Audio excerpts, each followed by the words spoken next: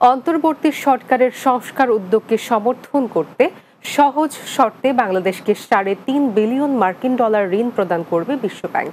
বুধবার new York স্থানীয় সময় জাতিসংঘ সদর দপ্তরে জাতিসংঘ সাধারণ পরিষদের অধিবেশনের ফাঁকে প্রধান উপদেষ্টা অধ্যাপক ডক্টর মোহাম্মদ ইউনূসের সঙ্গে বিশ্ব ব্যাংকের প্রেসিডেন্ট অজয় বাঙ্গা এই সহায়তার ঘোষণা দেন।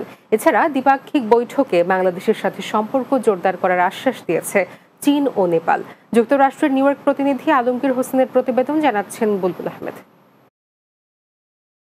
নিউ ইয়র্ক স্থানীয় সময় বুধবার জাতিসংঘ সদর দফতরে সাধারণ অধিবেশনের ফাঁকে অন্তর্বর্তী সরকারের প্রধান উপদেষ্টা অধ্যাপক ডক্টর মোহাম্মদ ইউনূসের সঙ্গে সৌজন্য সাক্ষাৎ করেন বিশ্বব্যাংকের প্রেসিডেন্ট অজয় বাঙ্গা। বৈঠকে ডিজিটালাইজেশন, তারল্য সংকট উত্তরণ, জ্বালানি ও বিদ্যুৎ এবং পরিবহন খাতের সংস্কার সহায়তায় বাংলাদেশকে $3.5 বিলিয়ন মার্কিন সহজ শর্তে ঋণ প্রদানের ঘোষণা দেন বিশ্বব্যাংকের প্রেসিডেন্ট।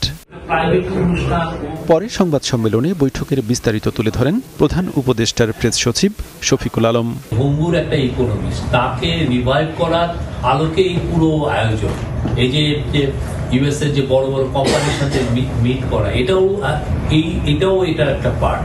আমরা সবার সাথে মিট করছি বাংলাদেশের ইকোনমিকে যাতে আবার ওয়ার্ল্ড যাতে দেখতে পায় যে বাংলাদেশের ইকোনমি খুবই ভালো গতিতে, ভালো গ্রোথে এগোচ্ছে।